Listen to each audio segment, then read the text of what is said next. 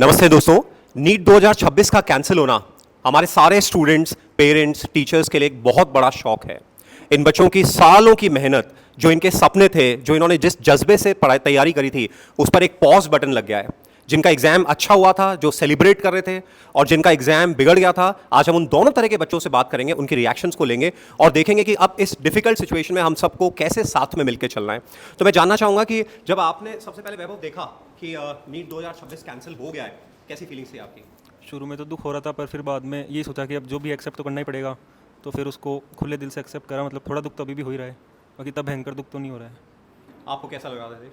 दुखी भी था, पर बाद में मेरे को लगा सही है, क्योंकि इतने नंबर आने पे भी रैंक नहीं आ पाती ना अच्छी, तो फिर इसको एक्सेप्ट करा जो भी सिचुएशन है, और अब तैयार है हम आगे के लिए। आप दोनों ही बच्चे इसको अपॉर्चुनिटी की तरह देख रहे हो कि अब हम और बेटर कर पाएंगे, अपनी परफॉर्मेंस को और इम्प्रूव कर पाएंगे। Very nice. आपको कैसा फील हो रहा है? सर शुरू में तो दुख हुआ था, लेकिन अब जैसे जैसे लगा है कि क्या पता ये मेरे लिए कुछ अच्छा ही हो, क्योंकि मैं पहले बोला था काश मेरे 20 नंबर और होते, कुछ अनडिजर्विंग बच्चे अब सिलेक्ट नहीं हो गए, तो जिनको पेपर मिल गया था। तो ये मेरे लिए तो अच्छी चीज़ है कि अनडिजर्विंग बच्चे सिलेक्ट नहीं हो रहे और मुझे एक और चांस मिल रहा है, 1 महीना और मिल रहा है मुझे। बहुत अच्छा, बहुत अच्छा। आपकी कैसी फीलिंग्स है?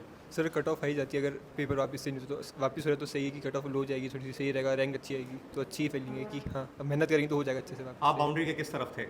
हाँ मेरे सिलेक्शन की चांसेस 100%। सिलेक्शन 100% था। जी सर। तो एकदम जब देखा कि यार वापस से एक एग्जाम बार डर तो होगा, लगा सर, पर फिर सर से बात करी थी मैं, तो सर ने बोला कि कट ऑफ आई जाती तो मतलब नहीं था, अच्छा कॉलेज नहीं मिलता। तो टीचर्स ने इमीडिएटली संभाल लिया था, बात सर। हो गई थी और उन्होंने आपके इमोशंस को सेटल डाउन कर दिया जी था। सर। Very nice. आपको कैसा लग रहा है? It's a big opportunity for you. Yes sir, मेरे को तो इम्प्रूव करने का पूरा मौका मिल रहा है। मुझे जो पता पड़ा नीट में कि स्पीड का इशू है, तो मैं उसी पे ही काम करूँगी, अपना इम्प्रूव करूँगी पक्का, और इस बार तो अच्छा लेकर आऊँगी। Very nice. ऐसे ही आप मुस्कुराते रहा करो हमेशा। Very nice. आपको कैसा फील हो रहा है? सर एट लास्ट ये चीज़ मेरे हाथ में थी ही नहीं कभी कि वापस रीनीट होगा या नहीं होगा। अब एट लास्ट परिश्रम पे हम फोकस कर सकते हैं, परिणाम भगवान के हाथ में। बहुत अच्छा। ये बच्चे कितनी मैच्योर बातें कर रहे हैं कि हमारे हाथ में थी नहीं, ये कंट्रोलेबल फैक्टर्स है ही नहीं, ये अनकंट्रोलेबल फैक्टर्स हैं, तो हमारे हाथ में मेहनत करना है। बच्चों, जितने भी लोग इसको देख रहे हैं, देखिए हमें अपने दिमाग को एक पर्सपेक्टिव देना होता है, एक नैरेटिव देना होता है कि सिचुएशन को किस तरह से देखना है। एक डिफॉल्ट रिएक्शन ये आती है कि यार फिर से पढ़ना पड़ेगा, फिर से वो 3 घंटे के एग्जाम के अनसर्टेनिटी को फेस करना पड़ेगा। बट आप इन बच्चों को देखिए, इन सारे बच्चों का श्योर सिलेक्शन था और मेरे हिसाब से इन्होंने सेलिब्रेट करना स्टार्ट कर दिया था, इनकी पोस्ट सर्कुलेट होना स्टार्ट हो गई थी।